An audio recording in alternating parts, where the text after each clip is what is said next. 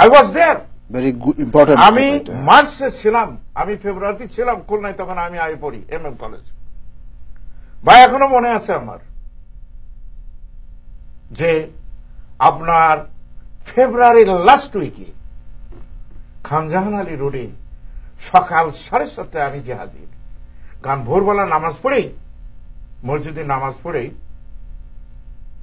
আমরা শুনলাম যে 8টা লোকের লাশ পড়ে রয়েছে, অনেক দূরের পথ, হাঁটা পথ, চললাম ভাই, হেঁটে যে সত্যি দেখি যে 8টা লাশ রয়েছে, তাজা মানুষ, জাস্ট ঘন্টা 2 আগে বোধহয় তাদেরকে গুলি করে মারা হয়েছে, সবগুলো লোকই ছিল হিন্দু।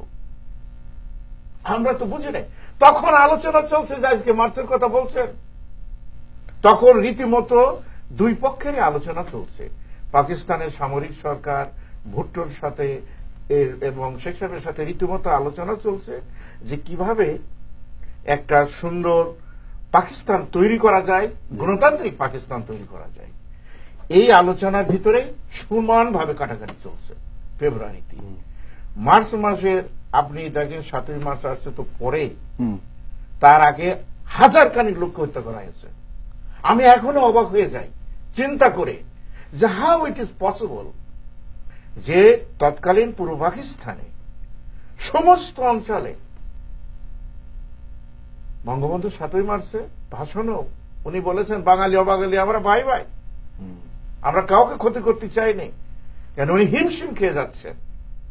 উনি বারবার বলছে যে আমাদের শত্রুর পিছন থেকে ঢুকে, এই 7ই মার্চের ভাষণ আমার কাছে রেকর্ড আছে, যে সেখানে ঢুকে আমাদের ক্ষতি করবে, তোমরা সাবধান থাকবা, আমরা সব এক। কমপক্ষে 2 থেকে 3টে বক্তৃতায় উনি অবাঙালিদের করেছে, কারণ মারামারি তো শুরু হয়ে গেছে ফেব্রুয়ারি থেকে। মার্চ কিসের মার্চ, ফেব্রুয়ারি থেকে মারামারি শুরু হয়ে গেছে চারিদিকে, কন্ট্রোল। এদিকে ছাত্র যারা ছিল, বিশেষ করে সিরাজুল আলম খান, আপনার নুর আলম সিদ্দিকী, শাহজাহান সিরাজ এবং ছাত্র সংগ্রাম পরিষদ, যেটা করলো ছাত্র সংগ্রাম পরিষদের একটা বিষয় আছে আবার, ওরা আবার 11 দফার যে দাবিটা ছিল, ছাত্রলীগ তো আলাদা, আর ছাত্র ইউনিয়ন ছিল পিকিংপন্থী, চাইনাপন্থী, এটা আমরা 11 দফা আন্দোলন করি, সেখানে কিন্তু 6 দফার ভিতরেই কাজ ছিল। এই সব মিলে যখন করা হয়, এইটাকে তখন বলা হলো ঐক্যবদ্ধ ওই ছাত্র সংগ্রাম পরিষদ গঠন করা হলো, এবং উদ্দেশ্য কিন্তু একই উদ্দেশ্য।